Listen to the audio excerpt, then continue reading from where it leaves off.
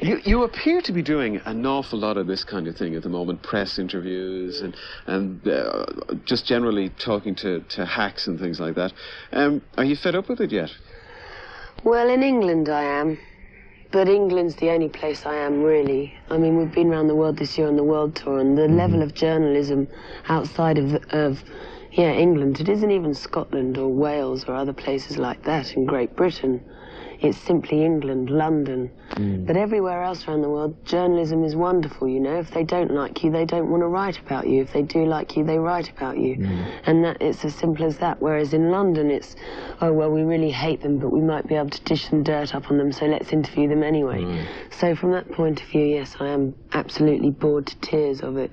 But other places here, anywhere else, I'm not. It's okay. And you prefer TV, do you, to press interviews? Always, because, well, like I said earlier, when it's a live show, because then you get nobody editing up or putting their own opinion, their own slant on the interview. You just get the truth. Whereas interviews or a re-edited television interview can always be made to look something that it isn't. Has that actually happened to you in the past? Not so much on television, but certainly in interviews, yes. You know, I've entered situations where after the first couple of questions, I've worked out that they've already written the whole article, you know, and they're just there to get their money. Right. The whole Transvision Vamp thing has been sort of pretty meteoric. I mean, the last album was an outstanding success for you. I would imagine it's very quick. It's fairly quick anyway. Is it more difficult to cope with now, the fame aspect of it, than you imagined in the beginning? No, things. Actually, Nick and I started this band 7 years ago, so the level of success we've reached now has seemed pretty gradual, and being famous nowadays just seems like a normal thing. I don't wake up in the morning, I've never woken up and thought, oh my God, from now on I'm famous.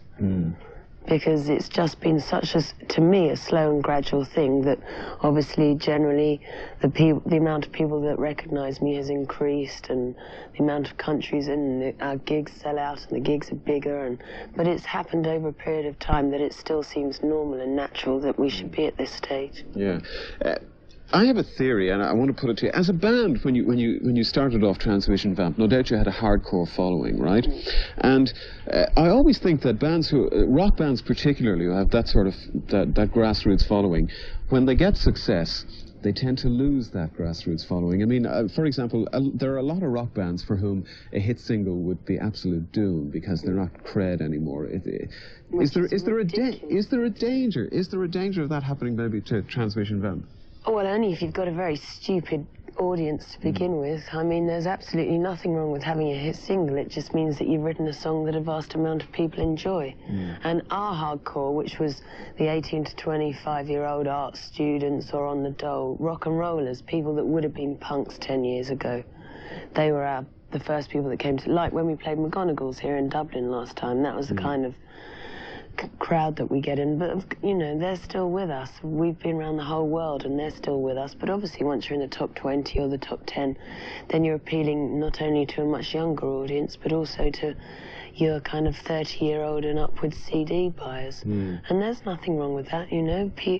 Music shouldn't to it. But do you think I'm right in saying that it can be... Oh, certainly. There's a whole load of bands that won't sign to major labels because it's selling out, and we don't want to go on Top of the Pops because it's selling out, and we won't do smash hits because it's selling. I mean, I know, for example, of a lot of press people, certainly in Dublin, I hate to say, that won't go to photograph a band or see a band unless there's a woman there to photograph. Do you think that was the case, that it has helped the group in a way, having you up there as the front person and being a little bit outrageous as you are at times? Well, I think in the early stages, yes, it was a help. Because of the way I look, obviously we got larger photographs in music papers. And if I hadn't have looked like this. And then in the middle stage, it was definitely a drawback because then people started saying, well, they only had that hit record because of the way she looks. And nowadays, I think it's irrelevant because we've sold millions of albums and all of our fans know the lyrics and they've collected all the records. And my answer to that question nowadays, well, if that were just the case, we'd be selling millions of posters and very few records, which isn't the case. We've sold millions of albums. So now I think it's irrelevant.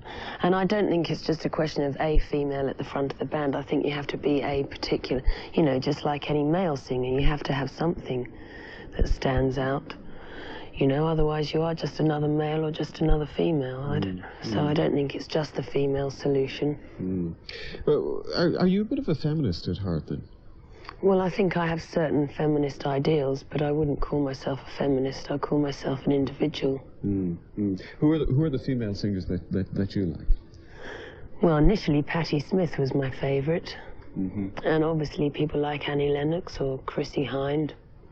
Nowadays, I love Sinead O'Connor and Eddie Brickell and Bjork from the Sugar Cubes.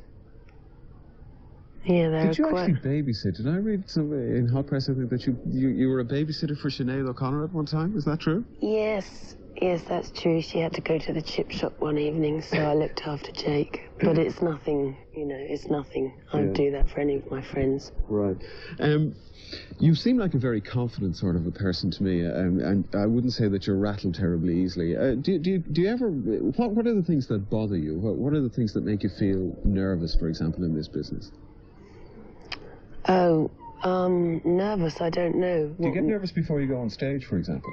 Yeah, to a certain extent. I'm worried that, you know, the audience will like us. Are they here because they like us, or are they here because they want to test us? But again, that's happening less and less. The bigger you get, the less you're on testing ground and more you're on solid ground. But the things that annoy me, that rattle me, stupid people and dishonest people, and I really can't bear that, and I get very irritated when I see it happening. Certainly in Transvision Vamp circles, if people, you know, are taking the... Yes. Yeah. Well, then that really annoys me. Right. Taking the Michael is what. Yes, I was going to say Michael. Yeah. Right. Okay.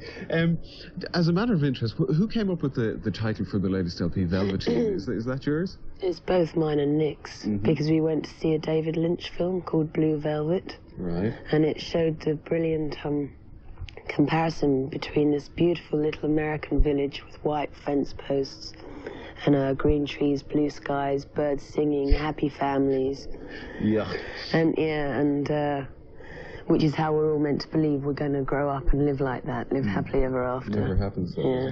That's what they say on the adverts, isn't it? Yes. And then it went underneath the ground. The camera went underneath the ground, and it saw slugs and worms and ants and beetles all eating each other, and it was kind of far more the real way of life, dog eat dog kind of thing. And we just thought, oh well, that's a good comparison to life. You know, you're sold that it's a beautiful, wonderful thing, but in actual fact, it isn't.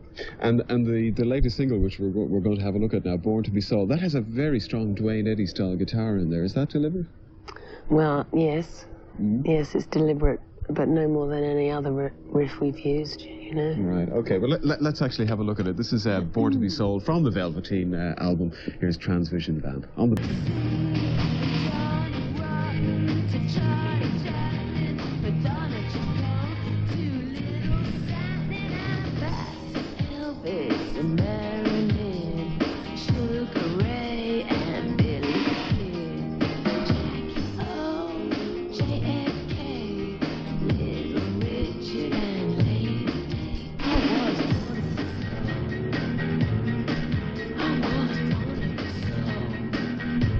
There you go, Born to Be Sold, Transvision Vamp, Wendy James, my guest on the Beatbox today. By the way, Wendy, how did your folks react to you going off to join a rock and roll band, or is it something that they gradually got used to?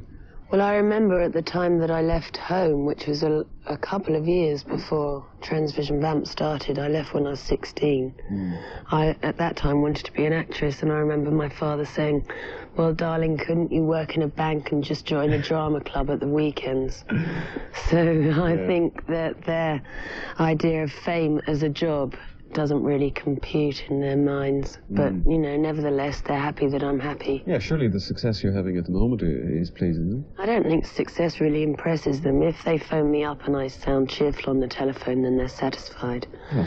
And obviously I've been with Nick for so long that they trust him to kind of look after me, and likewise. Well, that's understandable, I suppose, as parents. Nick plays a very important part in your life and in the band's life as well. He's the main songwriter in the group. Do you contribute at all in the writing? Well, he fires ideas off of me, but he is the songwriter. You know, I don't play guitar hardly at all. Not nearly good enough to write songs, and I really don't believe that I have the imagination that is demanded to write a good original song like he does. Would there be a Transvision Vamp without Nick, do you think? No, without him or myself, though, it wouldn't happen.